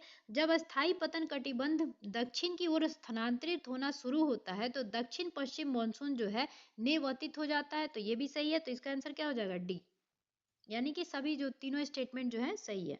अगला प्रश्न है, राजस्थान में मई जून महीनों में उत्पन्न होने वाली धूल भरी आंधियों के लिए उत्तरदायी क्या है? तो ये तो हमने क्वेश्चन देख ही लिया था, एक ही स्टेटमेंट जो है ये सही होगा, बाकी गलत हो जाएगा। तो इसका आंसर क्या हो जाएगा? डी। अगला प्रश्न, निम्नलिखित राज्यों में उनके मानसून के आरंभ होने की तिथियों से आरोही क्रम में व्यवस्थित कीजिए। आरोही क्रम यानी कि बढ़ते क्रम में व्यवस्थित करना है इसको। तो पहले देख लेते हैं कौन कौन से हैं। पहले क्या हो जाएगा? केरल, यानी कि 3 जिसके ऑप्शन में हुआ, यानी कि ये बी जो है ऑप्शन 3 2 1 4 जो है सही हो जाएगा। यानी कि केरल के बाद पश्चिम बंगाल, पश्चिम बंगाल के बाद उत्तर प्रदेश, फिर राजस्थान में तो सबसे कम वर्षा होती है, सबसे लास्ट में पहुंचेगा वहां पे। अगला प्रश्न है, भारत मूलतः एक मानसूनी प्रदेश है। कथन दे दिया है एक, जो आपका ए है कथन है, तो भारत एक मूलतः जो है एक मानसूनी देश है, हम जानते ही हैं, तो ये सही हो जाएगा आपका। जो ए है कथन जो है ये सही हो गया आपका। उसके बाद क्या कह रहा है? आर जो कारण बता रहा है, उच्च हिमालय उसे जलवायु संबंधी विशिष्टता प्रदान करती है, तो ये भी क्वेश्चन हमने देख लिया था। इसका आंसर क्या हो जाएगा? ए और आर दोनों सही हैं। और आर जो है ए की व्याख्या भी सही करता है। अगला प्रश्न है भारतीय मॉनसून की उत्पत्ति संबंधी सिद्धांत क्या है? तो इसमें क्या है, सभी हो जाएंगे। आधुनिक सिद्धांत भी हमने, गतिक सिद्धांत भी और तापीय सिद्धांत भी देखा है, तो उपरोक्त क्या हो जाएंगे, सभी हो जाएंगे आंसर इसका। अगला प्रश्न है तापीय संकल्पना सिद्धांत के प्रतिपादक कौन है? तो देखिए तापीय संकल्पना जो है ये जलवायु के लिए ही दिया गया था, तो इसके जो आपके प्रतिपादक हैं वो कौन हो जाएंगे, एडमंड हेली। कहाँ है, बी में है, तो ठीक है, एडमंड हेली जो है इसके प्रतिपादक है तापीय संकल्पना सिद्धांत के। अगला प्रश्न है ऋतु परिवर्तन के साथ साथ अंतरा उष्ण कटिबंधीय क्षेत्र की स्थिति में भी परिवर्तन होता रहता है, यह कथन किस सिद्धांत से संबंधित है? तो ये कथन जो है ना आपका गतिक संकल्पना सिद्धांत से जो है संबंधित है। क्या था गतिक संकल्पना सिद्धांत? ये था कि ऋतु परिवर्तन के साथ साथ अंतरा उष्ण कटिबंधीय क्षेत्र की स्थिति में भी क्या होता है, परिवर्तन होता रहता है। अगला प्रश्न है भारतीय मॉनसून की उत्पत्ति के संबंध में गति संकल्पना का सिद्धांत किसने दिया था? तो ये हो जाएंगे फ्लोन। ठीक है, गति का जो है उन्होंने दिया था, फ्लोन नामक जो वैज्ञान जो भी थे विद्वान थे उन्होंने दिया था। अगला प्रश्न है निम्नलिखित कथनों पर विचार करना है। फ्लोन के अनुसार भारत में प्रवाहित होने वाली दक्षिणी पश्चिमी मॉनसून पवने जो है पछुआ पवने कहलाती हैं। देखिए जो हमारे यहाँ भूमध्य रेखा की ओर चलेगी उसको क्या कहेंगे, पछुआ सॉरी व्यापारिक पवने कहते हैं। ठीक है, इसके बाद तो ये जो इन्होंने कहा है भूमध्य रेखा की ओर जो चलती है पछुआ पवने हैं, दक्षिण पश्चिम मानसून है, तो ये स्टेटमेंट वैसे सही है। ठीक है, उसके बाद दूसरा ऑप्शन कह रहा है इनका, दूसरा स्टेटमेंट जो है वो कह रहे हैं कि शीत अपनानंत में हवाओं का प्रवाह महासागरीय निम्न दाब से स्थलीय उच्च दाब की ओर होता है। तो ये स्टेटमेंट जो है आपका गलत हो जाएगा क्योंकि उच्च दाब ये उल्टा दिया हुआ है। ठीक है, तापीय संकल्पना का सिद्धांत एडमंड हेली ने दिया था, ये तो सही है। और कब दिया था उन्होंने, 1886 में दिया था। तो इसका आंसर क्या हो जाएगा, एक और तीन जो है दोनों सही हो जाएंगे। तो ऑप्शन कौन सा हो जाएगा, सी।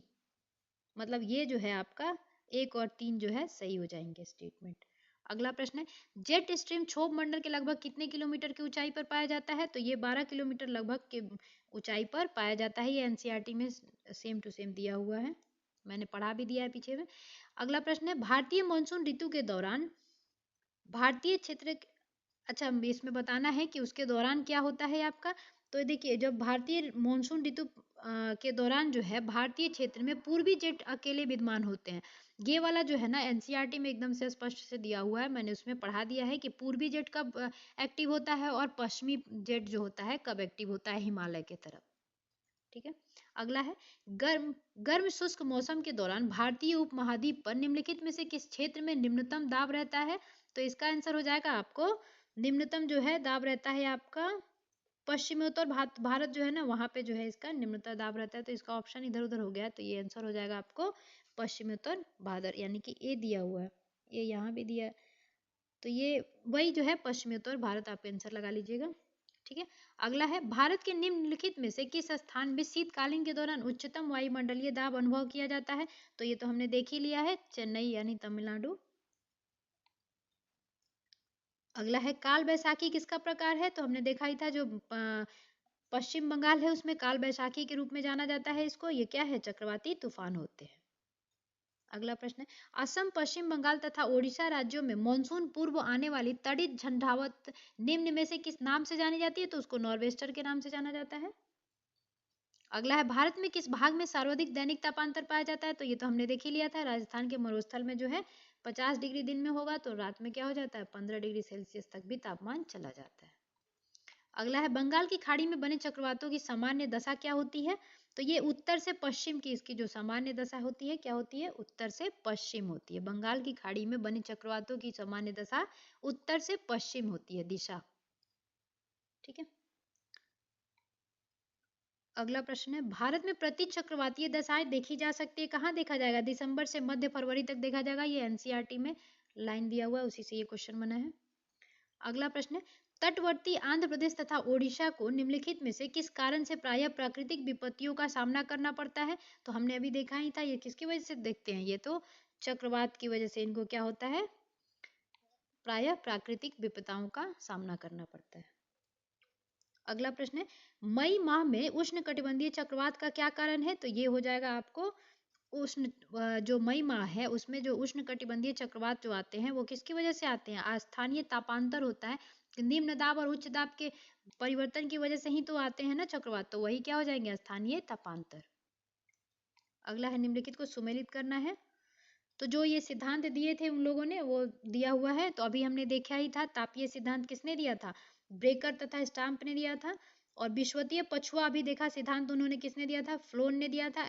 एल नीनो का सिद्धांत जो है इन्होंने गिलबर्ट बाकर ने दिया था। और जेट स्ट्रीम का किसने दिया था? एमटी इन ने दिया था। तो ये देख लेंगे, जेट स्ट्रीम सिद्धांत किसने दिया है? एमटी इन ने। अगला प्रश्न है, उत्तर भारत में शीत ऋतु की लहरें के संदर्भ में निम्नलिखित में से कथनों पर विचार करना है। कि देखिए इसमें दिया है कि उत्तर भारत में जो शीत ऋतु में जो शीत लहरें चलती हैं उसके संदर्भ में बताना है। तो देख लेंगे, वहां समुद्रवर्ती प्रभाव कमी होती है, तो ये सही है। उत्तरी हिमालय क्षेत्र के निकट है, ये नहीं होगा, हिमालय का यहाँ रोल नहीं है। वायु संहति ध्रुवीय प्रदेशों से उत्तर भारत में आती है, उपरोक्त कथन में से सही बताना है, तो ये भी सही है। तो इसका आंसर हो जाना चाहिए 1 और 3 जो है। एक सेकेंड, वायु संहति जो आपका, एक सेकंड इसका देख लो, सही बताना है इसमें। तो वहां समुद्रवर्ती प्रभाव की कमी होती है, तो ये सही है आपका। उसके बाद बोल रहा है कि उत्तरी भारत हिमालय क्षेत्रीय के निकट है, तो हिमालय उत्तर में ही है और उत्तरी भारत इसके निकट ही है, तो ये भी सही हो जाएगा। उसके बाद वायु संहति ध्रुवीय प्रदेशों से उत्तर भारत में आती है, ध्रुवीय प्रदेशों से उत्तर भारत में आती है, ये वाला जो स्टेटमेंट है ये गलत हो जाएगा। तो इसका आंसर क्या हो जाएगा? 1 और 2 सही है, वो हो जाएंगे डी। ठीक है, अगला प्रश्न है, कथन दिया हुआ है पश्चिम तट की तुलना में पूर्वी तट चक्रवातों द्वारा अधिक प्रभावित होता है। और कारण दिया हुआ है भारत का पूर्वी तट उत्तर पूर्वी व्यापारिक हवाओं की मेखला में पड़ता है। तो देखिए इसका आंसर क्या हो जाएगा? दोनों सही हैं, लेकिन कारण जो है वो व्याख्या सही नहीं कर रहा है, क्योंकि इसकी वजह से नहीं ऐसा होता है। तो ये क्या हो जाएगा? ए और आर दोनों सही है, लेकिन आर जो है ए की व्याख्या सही नहीं करता है, ये आर है। अगला प्रश्न है, एल नीनो क्या है? तो हमने देखा ही था, एल नीनो जो है गर्म जलधारा है और ला नीनो जो है ठंडी जलधारा होती है। एल नीनो का उद्भव कहाँ होता है? प्रशांत महासागर में होता है। पेरू और जो दक्षिणी अमेरिका है प्रशांत महासागर में, यहाँ पे होता है वो एल नीनो का। तो क्या हो जाएगा आंसर इसका? प्रशांत महासागर कहाँ है? ये वाला आंसर सी हो जाएगा इसका आंसर। अगला है, एल नीनो के प्रभाव से पेरू तट के जल का तापमान लगभग कितना % बढ़ जाता है? तो ये मैंने उसमें भी बता दिया था, 10 डिग्री सेल्सियस जो है तापमान लगभग बढ़ जाता है। और ला नीनो क्या है? एल नीनो के जस्ट उल्टा है, ये ठंडी जलधारा है। हम्बोल्ट या पेरू भी है, ठंडी जलधारा है। ला नीनो को भारत का प्रभाव किस रूप में देखने को मिलता है? तो ये जब आता है ना आपको, तो इससे क्या होता है कि एक अच्छी वर्षा के रूप में ला नीनो जो है ठंडी हवाएं होती हैं, तो एक अच्छी वर्षा के रूप में हमारे भारत में इसका प्रभाव देखा जाता है। अगला प्रश्न है, प्रशांत महासागर तथा हिंद महासागर के बीच होने वाले मौसम संबंधी उतार चढ़ाव को क्या कहते हैं? तो ये दक्षिणी दोलन कहते हैं। ये एनसीईआरटी में दिया हुआ है, समझाया हुआ है। अगला है, एल नीनो तथा दक्षिणी दोलन के संयुक्त प्रभाव को क्या कहते हैं? तो उसको क्या कहते हैं? एनसो कहते हैं। ये भी दिया हुआ है टर्म जो है, एनसीईआरटी में मैंने पढ़ाया था, उसमें देखा था। निम्नलिखित कथनों पर विचार करना है। एल नीनो का शाब्दिक अर्थ क्या होता है? बालक ईसा, क्योंकि ये क्राइस्ट चाइल्ड इसे कहते हैं, क्योंकि ये जो है आपका क्रिसमस के समय में ये प्रवाहित होता है। तो ये पहला स्टेटमेंट जो है उसका क्या हो जाएगा? आपका सही हो जाएगा। पहला स्टेटमेंट जो है वो सही हो गया आपका। दूसरा देखना है आपको कि वर्ष 1990 और 91 के बीच में एल नीनो का प्रचंड रूप देखने को मिला था, तो ये भी सही है। भारत में ला नीनो बनने से औसत वर्षा कम नहीं होती, अभी पहला पीछे प्रश्न देखे थे, क्या होती है? वर्षा जो है बढ़ जाती है, तो ये गलत हो जाएगा। तो इसका आंसर क्या हो जाएगा? 1 और 2 दोनों सही होने चाहिए, तो ये ए जो है आंसर हो जाएगा। अगला है, निम्नलिखित कथनों पर विचार करना है। एल नीनो के कारण संसार के विभिन्न भागों में सूखा, बाढ़ और मौसम की चरम अवस्थाएं होती है। तो एल नीनो गर्म जलधाराएं होती हैं, ये 10 डिग्री सेल्सियस तक तापमान क्या करती हैं? बढ़ा देती हैं। तो इसलिए ये क्या हो गया? सही हो गया। जुलाई के समय ITCED inter tropical convergence zone जो होता है गंगा के मैदान में स्थित होता है, तो ये भी सही है। मानसून पर एल नीनो तथा ला नीनो का प्रभाव पड़ता है, उपरोक्त में से कौन सा? ये डल गया है कुछ। एल नीनो का और ला नीनो का हमारे पर प्रभाव पड़ता ही है, तो ये क्या हो जाएगा? तीनों हमारे जो है सही हो जाएंगे। अगला प्रश्न है, भारत की सर्वाधिक वर्षा मुख्यतः कहाँ से प्राप्त होती है? तो हमारे दक्षिण पश्चिम मानसून से प्राप्त होती है, ये हमने कई बार देख लिया। अगला प्रश्न है, जून के महीने में मानसून के आगमन से वर्षा होती है, तो सबसे पहले कहाँ जो है अपनी जो ये मानसून है आपने वो में आती है? तो इसका आंसर क्या हो जाएगा आपको? सबसे पहले मालाबार तट में आती है, तो यानी केरल वाले भाग में आएगी। तो इसका आंसर हो गया आपका केरल एवं कर्नाटक के भाग में। जो ऑप्शंस दिए हैं उसमें ये हो जाएगा सही, क्योंकि केरल तो इसमें भी दिया है, लेकिन तमिलनाडु के तट पे लौटती हुई मानसून से बारिश होती है। अगला है, भारत में बाढ़ एवं सूखे की घटना सामान्य मानी जाती है क्योंकि देखिए मानसूनी वर्षा का क्या होता है, 4 महीने तक वर्षा अच्छी होती है और फिर क्या होता है, एक बैग से सूखा का भी सामना करना पड़ जाता है। तो ये किस वजह से होता है, यानी कि प्रतिवर्ष मानसून वर्षा में क्या है, विषमता देखी जाती है। इसी से सूखे घटना की सामान्य मानी जाती है और भारत को प्यासी धरती भी माना जाता है। अगला प्रश्न है, मई के महीने में त्रिवेंद्रम का तापमान मुंबई से कम होता है जबकि जनवरी के महीने में यह अधिक होता है क्योंकि? ये बताना है। तो ये क्या हो जाएगा, ग्रीष्म काल में त्रिवेंद्रम में अधिक वर्षा होती है तथा यह विषुवत रेखा के क्या है, नजदीक है। अगला प्रश्न है, दक्षिण पश्चिम मानसून से किस क्षेत्र में वर्षा नहीं होती है? तो तमिलनाडु के क्षेत्र में क्या होता है, दक्षिण पश्चिम क्षेत्र से नहीं होता है, वो लौटती हुई मानसून से बंगाल की खाड़ी से थोड़ा सा वो आर्द्रता लेता है और फिर वर्षा कराता है। तो इसका आंसर हो गया तमिलनाडु का पूर्वी तट। अगला है, शीत ऋतु के दौरान कश्मीर क्षेत्र में होने वाली वृष्टिपात ओलावृष्टि की अतिरिक्त मात्रा किसके द्वारा लाई जाती है? तो जो वृष्टिपात में जो पाया जाता है तो वो कौन पाया जाएगा, पश्चिमी विक्षोभ की वजह से इधर से आती है पश्चिमी विक्षोभ। ठीक है, तो शीत ऋतु में जब भी शीत ऋतु मिले तो आपको पश्चिमी विक्षोभ दिमाग में ला लेना है और आंसर लगा देना है। ठीक है, अगला है, भारत के संदर्भ में निम्नलिखित में से कौन सा कथन सही नहीं है बताना है। ठीक है, तो देश के लगभग एक तिहाई क्षेत्र में वर्षा, ये गलत हो जाएगा, 750 सेंटीमीटर सभी में नहीं होता है, तो यही पहला ही क्या हो जाएगा, आंसर हो जाएगा आपका। देश के सिंचाई का प्रमुख स्रोत कुएं हैं, ये भी सही है। कछारी मिट्टी देश के उत्तरी मैदानों की प्रमुख कठोर प्रकार है। हमने मृदा में पढ़ाया था कि 43% जो है आपका, लगभग 40% और 43% जो है आपका आपका जलोढ़ मिट्टी पाई जाती है, जिसको कछारी मृदा भी कहते हैं, तो ये भी सही हो जाएगा। पर्वतीय क्षेत्र पृष्ठीय क्षेत्रफल का लगभग 30% है, तो ये भी सही है। पर्वत क्षेत्र जो हमारे भारत में वो 30% जो है ढके हुए हैं। अगला प्रश्न है, निम्नलिखित राज्यों में से समुच्च में कौन सा एक जून से सितंबर माह के दौरान दक्षिण पश्चिम मानसून से अपनी अधिकतम वर्षा प्राप्त करता है? तो इसका क्या हो जाएगा, तमिलनाडु और जम्मू कश्मीर जो है, इसमें ऑप्शन में जो है तमिलनाडु है, इसलिए ये सही हो जाएगा आपका, क्योंकि ये सितंबर माह में जो है वो लौटते हुए मानसून से, दक्षिण पश्चिम मानसून से थोड़ा सा ये वर्षा जो है प्राप्त कर लेता है।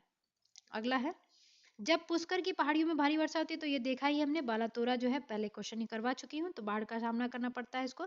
झारखंड में किस मानसून से वर्षा होती है? तो दक्षिण पश्चिम मानसून से वर्षा होती है, ये भी क्वेश्चन रिपीट हुआ है। अगला है, भारत में सर्वाधिक गर्म स्थान कौन सा हो जाएगा? तो इसमें जो है दिया हुआ है, सबसे जो शुष्क स्थान है अपने भारत में जहाँ सबसे कम बारिश होती है, वो कौन सा क्षेत्र था आपका, लेह था।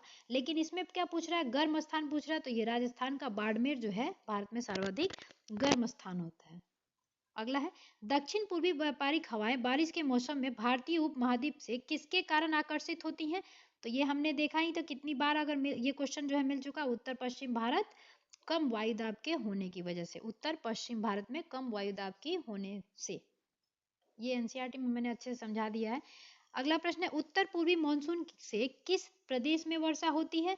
तो उत्तर पूर्वी मानसून से किस प्रदेश में वर्षा होती है, यहाँ पे जो है तमिलनाडु, तो ये सही हो जाएगा। अगला प्रश्न है, नगरीय वर्षा जल संग्रहण के लिए निम्नलिखित में से कौन सी पद्धति उपयुक्त नहीं है? तो राजस्थान में आपने देखा होगा चपटी छतें पाई जाती हैं, वहां पे चपटी छतों में वर्षा को वो की जाती है। पुनर्भरण कुओं में भी किया जाता है, और नालिका प्लग नहीं होता, और नालिका क्या होती है, गड्ढे जो खड्डे हो जाते हैं उसको और नालिका कहते हैं। तो ये क्या है, सी हो जाएगा ऑप्शन सही। अगला प्रश्न है, छत्तीसगढ़ छत्तीसगढ़ प्रदेश जो है अपनी अधिकांश मानसूनी वर्षा कहाँ से प्राप्त करता है?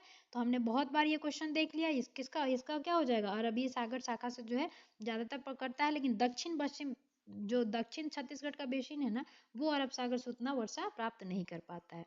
अगला है, आम्र वर्षा किससे संबंधित हो जाएगा, आम की फसल से, हमने ये देख लिया था। अगला है, हाँ ये चीज मैं वहां पे भूल रही थी, उसको क्या कहते हैं, चेरी ब्लॉसम कहते हैं। तो कर्नाटक में ग्रीष्म ऋतु मध्य मार्च से मध्य जून के दौरान तड़ित झंझावत के कारण होने वाली वर्षा को क्या कहा जाता है? तो ये कहा जाता है आपका चेरी ब्लॉसम। और पश्चिम बंगाल में काल बैसाखी। अगला प्रश्न है, वर्षण का संगठन संलयन प्रक्रम किस पर अनुप्रयुक्त होता है? ठीक है, तो इसका क्या हो जाएगा आपका, हिमीकरण स्तर से फैलो मेघों पर। वर्षण का संगठन संलयन प्रक्रम किस पर अनुप्रयुक्त होता है? हिमीकरण स्तर से परे फैले मेघों पर। मेघ समझ ही रहे होंगे। अगला प्रश्न है, तमिलनाडु में शरदकालीन वर्षा अधिकांशतः जिन कारण से होती है, तो ये हमने देख ही लिया, जब उधर से लौटती है तो उत्तर पूर्वी मानसून से होती है। वर्षा काल में दक्षिण पूर्वी व्यापारिक पवनें भारतीय उपमहाद्वीप के किस जो आकर्षित करती हैं, जिसका कारण क्या हो जाएगा आपका? तो ये भी क्वेश्चन जो है आपका रिपीट हुआ है। ये हो जाएगा आपको, भारत के ऊपर निम्न वातावरणीय दाब की उपस्थिति, एक सेकंड, उप महाद्वीपीय की ओर से, जिसका कारण है यही हो जाएगा आपको, भारत के ऊपर निम्न वातावरणीय दाब की उपस्थिति की वजह से ये होता है। ठीक है, इस क्वेश्चन को मैं एक बार देखूंगी। चलिए अगला प्रश्न है, अक्टूबर एवं नवंबर के महीने में भारी वर्षा कहाँ पर होती है? तो इसमें जो है आपका हो जाएगा, कौन कौन सी जगह है आपका, छोटा नागपुर नहीं होगा, कोरोमंडल के तट पे जो है अक्टूबर एवं नवंबर तमिलनाडु का जो है भाग है, वहां पे वर्षा होती है। अगला प्रश्न है, भारत के निम्नलिखित किस क्षेत्र में शीतकालीन में वर्षा होती है? तो शीतकाल का वर्षा वही हो जाता है जब पश्चिमी विक्षोभ जो है आती है, तो वो क्या हो जाएगा, उत्तर पश्चिम वाला भाग जो है वहां पे वर्षा हो जाएगा। ठीक है, ये ऑप्शन है, कुछ कुछ छप गया है, तो आप लोग ध्यान रखिएगा कि जो आंसर बोल रही हूँ वही होगा, उत्तर पश्चिम। अगला है, भारत के उत्तर पश्चिम मैदान में पश्चिमी विक्षोभ के जाड़े में होने वाली वर्षा का क्रमशः क्या होता है? जब वो पश्चिम से क्या होगा, पूर्व की ओर जाते जाते क्या होगा, घटने लगेगा, तो ये आंसर हो जाएगा, क्योंकि वो आता ही पश्चिम से है। अब ये इसमें देख लेंगे कि जो ये ऑप्शन दिया है वो क्या सही है। ठीक है, तो इसमें हो जाएगा आपको, शिशिर का जो मौसम होता है वो कब होता है, जनवरी से फरवरी के बीच होता है, और शरद का कब होता है आपका, सितंबर से अक्टूबर का, तो हेमंत का क्या हो जाएगा, नवंबर दिसंबर, यानी कि यही जो है ऑप्शन देख लीजिएगा, इसमें क्या होना चाहिए, सी होना चाहिए, 3-2-1, यानी कि ए का 3, बी का 2, ये मिला ही दिया है मैंने, तो क्या बोलूं। ठीक है, अगला प्रश्न है, सुमेलित करना है फिर से, शीत ऋतु दिया है, ग्रीष्म ऋतु दिया है, इसको हमें क्या करना है, सुमेलित करना है। इसका ऑप्शन इकट्ठा नहीं हो पा रहा है।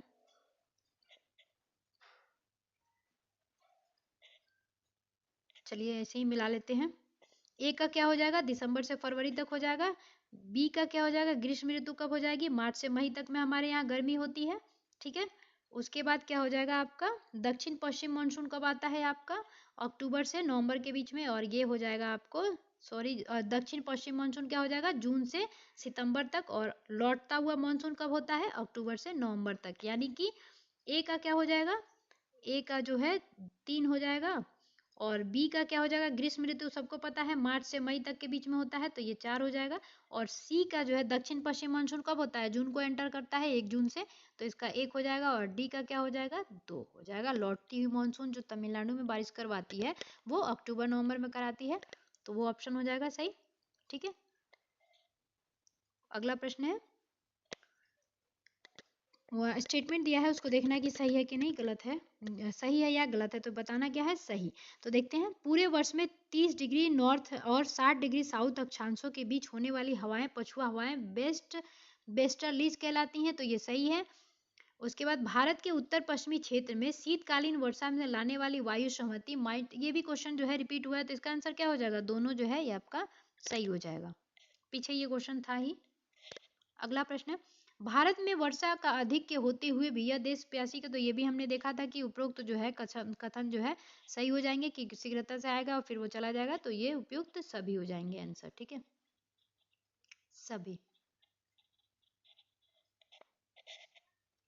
अगला प्रश्न है, निम्नलिखित में से कौन से राजस्थान के पश्चिमी भाग में पाई जाने वाली बाढ़ चादर का सर्वाधिक संभव कारण हो सकता है? ये बताना है कि मतलब जो राजस्थान का पार्ट है पश्चिमी भाग, वो उसकी वजह से जो जाने वाली बाढ़ चादर का सर्वाधिक संभव कारण क्या हो सकता है, इसमें बताना है।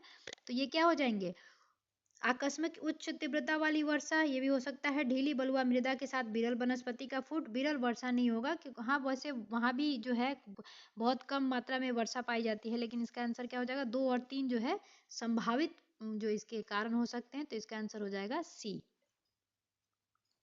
अगला प्रश्न है, निम्नलिखित में से कौन से कथन सही है बता रहे हैं। तो आम्र वर्षा के लिए जाना ही जाता है, और वो कहाँ जाना जाता है, दक्षिणी भारत में जाना जाता है, तो ये सही हो जाएगा आपका।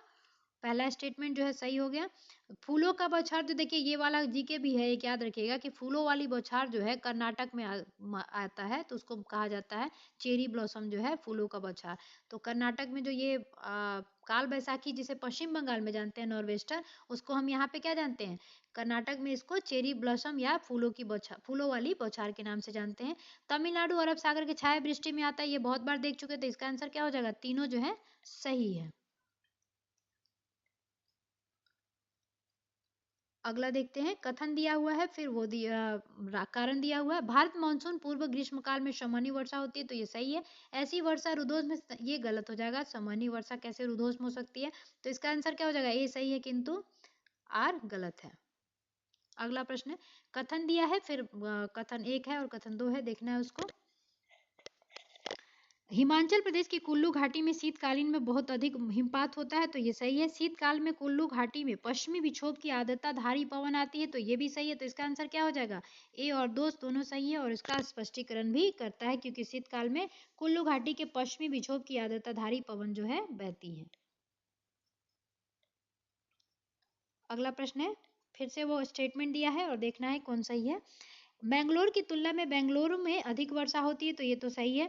बेंगलुरु में ग्रीष्म तथा शीत ऋतु के मानसूनों से वर्षा होती है, तो ये गलत हो जाएगा। बेंगलुरु का जो है, तो ये क्या हो जाएगा, एक सही है किंतु आर जो है गलत है।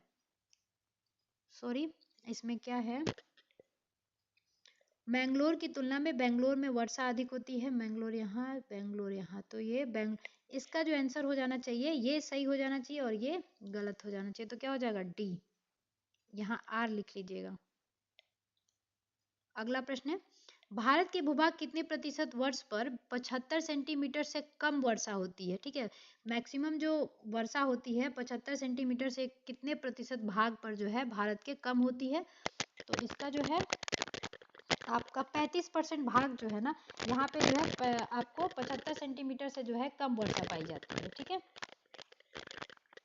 अगला प्रश्न है, भारत में सर्वाधिक वर्षा का क्षेत्र कहाँ हो जाएगा, तो ये क्वेश्चन जो है रिपीट ही हुआ है, पश्चिमी घाट, हिमालय एवं मेघालय, माशिनराम। अगला क्वेश्चन है, भारत में सबसे अधिक वर्षा निम्न में से किस स्थान पर रिकॉर्ड किए जाते हैं, तो माशिनराम पर रिकॉर्ड किया जाता है, ये विश्व का भी सबसे ज्यादा वर्षा वाला क्षेत्र है। अगला है, चेरापूंजी कहाँ अवस्थित है। चेरापूंजी जो है ना, माशिनराम से पहले वहीं पे वर्षा को रिकॉर्ड किया जाता था सबसे ज्यादा, और ये कहाँ पे है, खासी की पहाड़ियों पे है, श्रेणी में जो है स्थित है। तो ये अब चेरापूंजी मतलब कहाँ अवस्थित है, या माशिनराम भी यहीं अवस्थित है, खासी की पहाड़ियों की दक्षिणी पार्ट में जो है वो माशिनराम भी स्थित है। भारत वर्ष के किस क्षेत्र में न्यूनतम वर्षा होती है, तो लद्दाख और लेह में जो है न्यूनतम वर्षा होती है, 6.5 या 6 सेंटीमीटर तक होती है वर्षा। ठीक है, अगला प्रश्न है, वर्ष में 50 सेंटीमीटर से कम वाला क्षेत्र कौन सा हो जाएगा आपका, तो ये हो जाएगा कश्मीर, फिर लेह है तो कश्मीर का लेह हो जाएगा सबसे कम क्षेत्र वाला। अगला प्रश्न, नीचे दिए गए नगरों में सामान्य वर्षा का सही, तो ये क्वेश्चन जो है आपका रिपीट हो गया, इसमें क्या होगा, कोची, कोलकाता, पटना एवं दिल्ली। देखिए, जिस क्वेश्चन में आपको लगे कि डाउट हो रहा है आंसर में, तो वो क्वेश्चन जो है आप कमेंट सेक्शन में दीजिएगा, उसमें मैं फिर से एक बार देख लूंगी।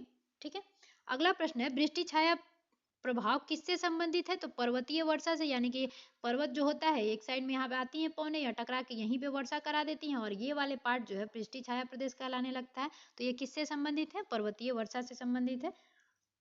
अगला है, निम्नलिखित में से कौन सा क्षेत्र वृष्टि छाया में पड़ता है, तो इसमें इन जो क्षेत्र है इसमें दिया हुआ है, इस क्षेत्र में आपको कौन सा पड़ जाएगा, राजस्थान, क्योंकि थार मरुस्थल वृष्टि छाया अरावली के होने की वजह से ही क्या है, वहां पे मरुस्थल का जनरेट हो गया मरुस्थल। ठीक है, अगला प्रश्न, निम्नलिखित में से किस स्थान पर वर्षा की विषमता सर्वाधिक होगी, तो सबसे ज्यादा जो आपको विषमता देखने को कहाँ मिल सकती है, राजस्थान में। अगला है, निम्न में से भारत के किन क्षेत्रों में औसतन 200 सेंटीमीटर से वर्षा होती है, तो ये भी क्वेश्चन जो है आपका रिपीट हो गया है ना, जम्मू कश्मीर और हिमाचल प्रदेश में जो है आपका क्या है, 200 सेंटीमीटर के करीब वर्षा होती है, mm 200 mm था। ठीक है, अगला प्रश्न है, उत्तर पूर्वी मानसून से सबसे अधिक वर्षा कौन पाएगा, तो ये भी क्वेश्चन रिपीट है, तमिलनाडु। अगला प्रश्न, निम्न में से कौन सा स्थान सबसे कम वर्षा प्राप्त करता है? तो ये करता है ले। देखिए कहीं ना कहीं क्वेश्चन पूछा रहता है तो मैं वो ले लेती हूँ, इसलिए ये क्वेश्चन क्या होता है, रिपीट हो जाता है। अगला प्रश्न है, इसका ऑप्शन भी क्या है कि ढक जा रहा है, तो चलिए सिर्फ क्वेश्चन से देख लेते हैं। मुंबई में पुणे से अधिक वर्षा होती है क्योंकि वह पश्चिमी घाटों में पवना भूमि की अवस्थित है, तो ये बिल्कुल सही है। विदर्भ क्षेत्र के अर्ध शुष्क वातावरण होता है क्योंकि वह वृष्टि छाया क्षेत्र में अवस्थित होता है, ये भी सही है। भारत में मानसून कश्मीरी घाटी के अंत में पहुंचता है, तो कश्मीर घाटी पे क्या होता है, अंत में पहुंचता है, तो ये भी सही है। तो इसका क्या हो जाएगा आंसर, ये सभी सही है। ठीक है, अगला प्रश्न, निम्नलिखित कथनों पर क्या करना है, विचार करना है। तो जैसलमेर व कश्मीर जो है कम वर्षा प्राप्त वाले क्षेत्र हैं, तो ये सही है, जबकि मासीनाम और चेरापूंजी क्या होते हैं, अधिक वर्षा प्राप्त करते हैं। निचली गंगा घाटी, ब्रह्मपुत्र घाटी, गोदावरी, कावेरी आदि सर्वाधिक बाढ़ क्षेत्र हैं, तो ये हमने एनसीईआरटी में same to line by line ये दिया हुआ है, तो ये भी सही है। तो इसका आंसर क्या हो जाएगा, दोनों जो है सही है। अगला प्रश्न देखेंगे, भारत में वर्षा के बारे में निम्नलिखित कथनों पर विचार करना है। भारत में दक्षिणी पश्चिम, तो ये भी सही है। दक्षिण भारत में वर्षा पूर्वी घाट से दूर घटती जाती है, तो ये भी सही है। तो क्या हो जाएगा आंसर, 1 और 2 दोनों सही है। वो क्वेश्चन रिपीट भी हुआ था वैसे। अब इसमें देख लेना, देखिए जैसे अरुणाचल प्रदेश में है 15% से कम वर्षा होती है, महाराष्ट्र में क्या है 40% से 30% तक जो वर्षा में परिवर्तिता पाई जाती है, गुजरात में क्या पाया जाता है 40% से अधिक वर्षा की परिवर्तिता पाई जाती है, और राजस्थान में 50 डिग्री से लेकर 80 डिग्री तक परिवर्तिता पाई जाती है। अभी क्वेश्चन था ही कि सबसे ज्यादा भिन्नता जो है बारिश में किसमें पाया जाता है, तो राजस्थान में पाया जाता है। तो इसका आंसर क्या हो गया, सामने सामने ही दिया हुआ है।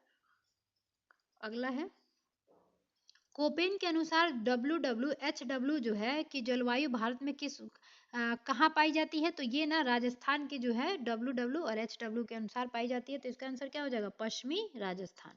पश्चिम राजस्थान जो है ना उसको कोपेन के अनुसार WWHW के अनुसार जाना गया है।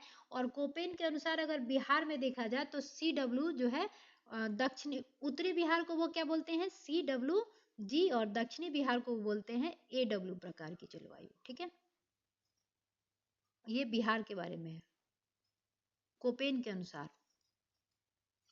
अगला है, कोपेन के अनुसार पाई जाने वाली भारत में ई प्रकार की जलवायु कहाँ हो जाएगी, तो ई प्रकार की जो जलवायु है आपकी हिमाचल प्रदेश एवं जम्मू कश्मीर में पाई जाती है, किसके अनुसार, कोपेन के अनुसार।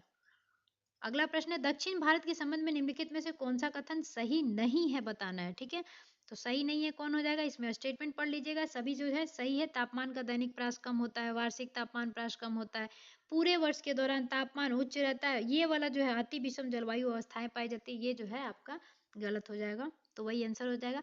अब इसमें दिया है बॉर्नवेट नहीं, थॉर्नथवेट के अनुसार CBW संकेत भारत के किस जलवायु को जो है आपको प्रदर्शित करते हैं। थॉर्नवेट भी जो है वो भी जलवायु का प्रकार बताए हुए हैं, तो बिहार का उन्होंने थॉर्नवेट जो है वो बताया था आपको, ये तो फिलहाल हो जाएगा गंगा के मैदान का, और थॉर्नवेट ने उत्तरी बिहार को क्या बताया था, CAW प्रकार की, और दक्षिणी बिहार को AW की प्रकार की। थॉर्नवेट के अनुसार क्या हो जाएगा, बिहार की जलवायु ये हो जाएगी। ठीक है, और ये क्या हो जाएगी, गंगा का मैदान क्या हो जाएगा, CBW। अगला देखेंगे, सुमेलित करना है, तो क्वेश्चन क्या है, जलवायु के प्रकार दिया है और क्षेत्र दिया है, तो इसको मिला लेते हैं। जैसे ई प्रकार का भी मिला था, क्वेश्चन कहाँ था, हिमाचल प्रदेश का था। उसके बाद AW उष्णकटिबंधीय सदाबहार का क्या हो जाएगा, प्रायद्वीपीय पठार का भाग जो होता है उसको AW उष्णकटिबंधीय सदाबहार प्रकार का मानते हैं। BSHW अर्ध शुष्क स्टेपी जलवायु का प्रकार कौन सा हो जाएगा, उत्तर पश्चिमी गुजरात का क्षेत्र जो है वो हो जाएगा। और AS शुष्क ग्रीम, ये जो है ना जो प्रकार है वो एक चैप्टर ही होता है जिसमें वो सब पढ़ाया जाता है, तो ये अभी फिलहाल आप बस याद कर लीजिए कि AS शुष्क ग्रीष्म ऋतु प्रकार की कौन सी क्षेत्र होती है, तमिलनाडु की कोरोमंडल तट जो होता है वो होती है। तो ये मिलान किया हुआ है सामने सामने, आप एक बार इसको पॉज करके रोक के याद कर लीजिएगा। चलिए ऑब्जेक्टिव जो है यहीं खत्म होता है। आपने इतना पेशेंस बना के देखा, इसके लिए धन्यवाद। और अगर आपको ये जो वीडियो है आपके काम की लगी होगी तो आप वीडियो को लाइक कीजिएगा, और अगर चैनल पे नए हैं तो क्या कीजिएगा, सब्सक्राइब कीजिएगा। और मिलते हैं इसी तरह के सेशन से अगले वीडियो में, तब तक के लिए जय हिंद।